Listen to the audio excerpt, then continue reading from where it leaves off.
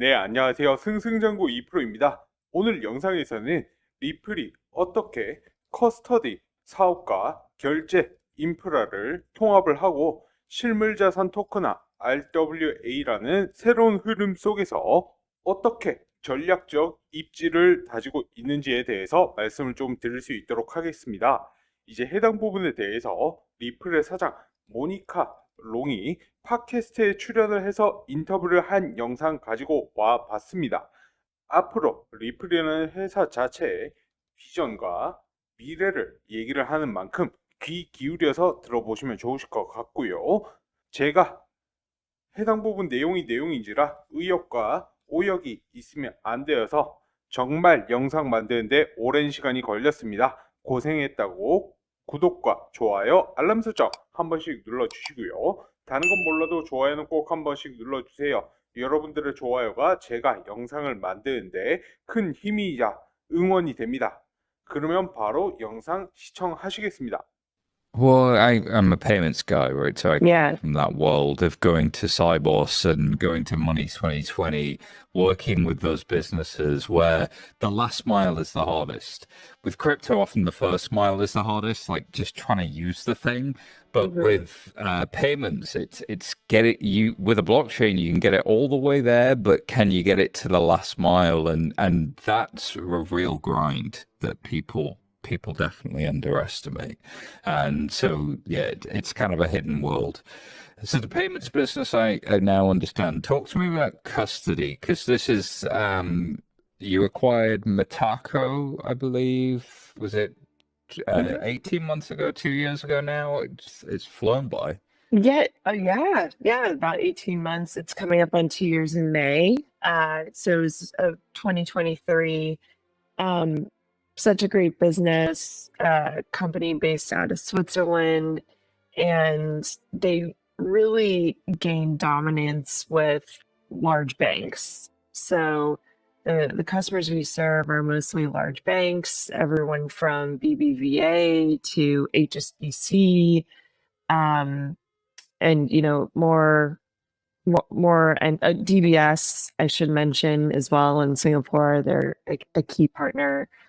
And the solution is really built bank grade. So everything from the level of security, offering, flexibility in terms of deployment model, hybrid on-prem or full SaaS.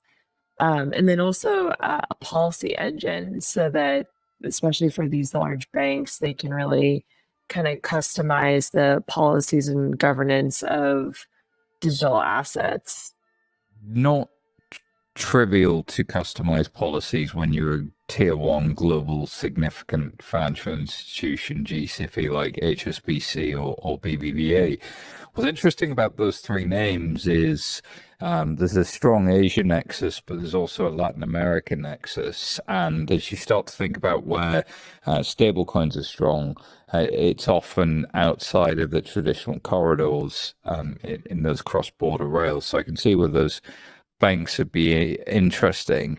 And do these two businesses sort of interoperate now? Is that starting to happen? I know these things can take time.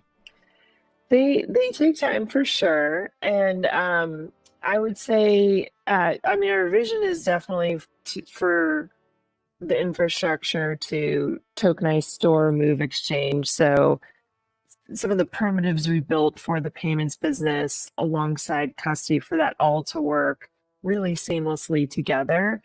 I would say we, last year started to achieve the integration between the technology, but also, the go-to-markets are a bit different right now. So we're talking about with payments, we're looking at more fintechy type companies, and with custody, large banks. However, there's definitely we're seeing the synergy or the opportunity within. I feel like the word synergy kind of gets caught in your throat if you're speaking in a business context. It's one of those where, it means something. It Like does. there's an overlap here that's useful, and synergy is the correct word, but something about it just feels wrong. I get you. I'm It with you. was abused. It was abused by marketers long ago, and we can't use it anymore.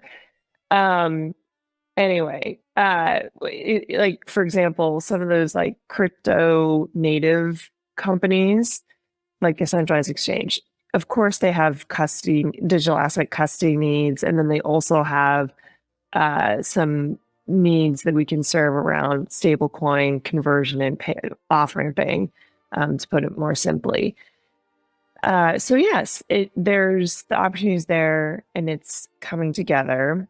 I would say the other thing that I get excited about when we talk to our bank customers who are using custody, they really want us to be their partner or advisor in thinking about our real world asset tokenization. Yes. Yeah, it's the buzziest thing right now. But all those use cases, I mean, payments is really foundational to any kind of if you're going to be trading tokens, purchasing all of it, you know, you need that infrastructure to create liquidity and then also settlement to move the assets, you know, from account to account.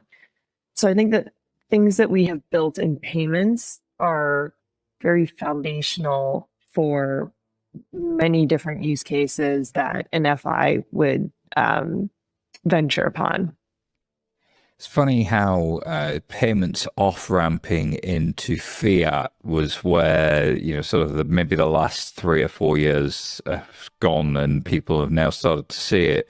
Now it's coming the other way, on-ramping into tokens from different types of assets that are more digitized or paper-based, whether they're securities, private credit, whatever, is people have started to get the joke on that. And maybe it's a change of US administration, but sort of having a partner who can help you tokenize that, who's already a service provider, makes sense. And advising on that, generally the hand-holding involved with a lot of this stuff is quite significant, not because the banks don't understand this. They absolutely do. It's just difficult, and there's a lot of people that you need to manage internally, so being able to help them do that makes sense. 네, 앞선 영상 잘 보셨을까요? 그럼 오늘 영상 정리, 요약 도와드릴 텐데요. 먼저 커스터디, 디지털 자산의 보관 문제부터 짚고 가겠습니다. 리플은 2023년 5월 스위스 기반의 커스터디 기술 기업 메타코를 인수를 했습니다. 이제 거의 2년 가까이 다 돼가죠. 이 회사는 BBVA, HSBC, DBS 등 글로벌 대형 은행들을 고객으로 둔 진정한 은행 등급 커스터디 솔루션을 제공을 하고 있었습니다. 보안은 물론이고 유연한 대포 방식, 예를 들어 온프레미스, 이거는 회사 자체에서 IT 인프라를 소유, 관리, 운영하는 것을 의미를 하고요. 이제 SaaS, 요거는 뭐냐면은 소프트웨어 as a 서비스의 약자로 이제 서비스형 소프트웨어를 뜻합니다. 이는 이제 클라우드 기반으로 소프트웨어를 제공하는 모델로 사용자가 소프트웨어를 직접 구매하거나 설치하지 않고 인터넷을 통해서 이제 원격으로 접근하여 사용할 수 있는 방식이고요. 이제 하이브리드는 이 두 가지를 섞은 것을 의미를 합니다.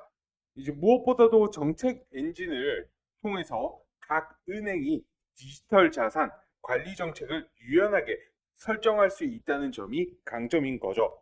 리플은 여러분들도 잘 아시다시피 기존에는 국경 간 결제 기술로 주목을 받았었습니다. 하지만 이전에 메타코 인수를 통해 자산의 토크나 보관, 이동, 교환이라는 전 과정을 하나의 인프라로 통합하는 장기 비전을 명확하게 보여주고 있습니다. 물론 지금은 커스터디는 주로 대형 은행, 결제는 핀테크 중심, 기업과 협력하는 등 각기 다른 시장을 상대하고 있지만 기술적인 시장은 점점 통합이 되고 있다라는 것이고요. 모니카 롱 사장의 표현에 따르면 이 두 사업 간에 진짜 의미 있는 접점이 형성되고 있고 실제 통합이 이루어지고 있다라고 밝혔습니다. 그리고 특히 요즘 많은 대형 은행들이 실물 자산의 토크나 RWA에 깊은 관심을 보이고 있고 리플은 단순한 기술 제공자가 아닌 전략적 파트너이자 자문 역할로 함께 논의를 하고 있다라고 합니다. 여기서 핵심은 뭘까요? 바로 결제 인프라입니다. 아무리 자산을 토큰화해도 그것을 거래하고 유동성을 확보하고 계좌 간 이동 그리고 정산을 할 수가 없다라고 하면 실제로 쓸 수가 없죠. 이 부분에서 리플이 지금까지 구축해온 결제 기술들이 핵심 인프라로 기능하게 될 것이라는 게 모니카 롱의 설명이었습니다. 이제 마지막으로 중요한 흐름 하나 짚고 넘어갈 수 있도록 하겠습니다. 지금까지 암호화폐 업계는 대부분 피아트 화폐로 출금, 오프램프 하는 데에만 집중을 해왔습니다. 하지만 이제는 오히려 전통 자산들을 토큰화해서 유입을 하려는 온램프 하려는 흐름이 강해지고 있습니다. 이제 증권, 사무대출, 부동산 같은 실물 기반 자산들이 디지털화되고 있고 이에 따라 신뢰할 수 있는 커스터디, 파트너의 필요성이 급격하게 커지고 있다는 것이죠. 이것이 바로 리플이 선점하려고 하는 영역입니다. 기술력은 물론 이미 신뢰받는 기관들과의 파트너십 또한 확보하고 있으니까요. 자, 정리를 하자면 리플은 단순한 결제 회사가 아니라 토큰화된 미래금융 인프라의 핵심 축이 되려고 하는 목표를 가지고 있습니다. 커스터디와 결제 기술의 통합, 그리고 실물 자산의 디지털화까지. 그 중심에는 이전에 메타코 인수와 같은 전략적 움직임이 있었고요. 리플은 점점 더 기관 중심의 디지털 자산 시대를 준비를 하고 있습니다. 여기까지가 오늘 영상의 내용이었고요. 리플의 커스터디 전략은 단순히 기술의 확장이 아니라 블록체인 기반 금융 인프라 전환의 시작점에 있다라고 볼 수가 있습니다.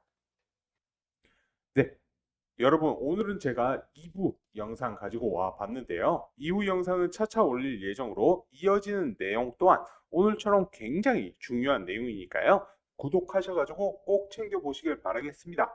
저는 그럼 다음 영상으로 찾아뵐 수 있도록 하겠습니다. 긴 시간 시청 감사합니다.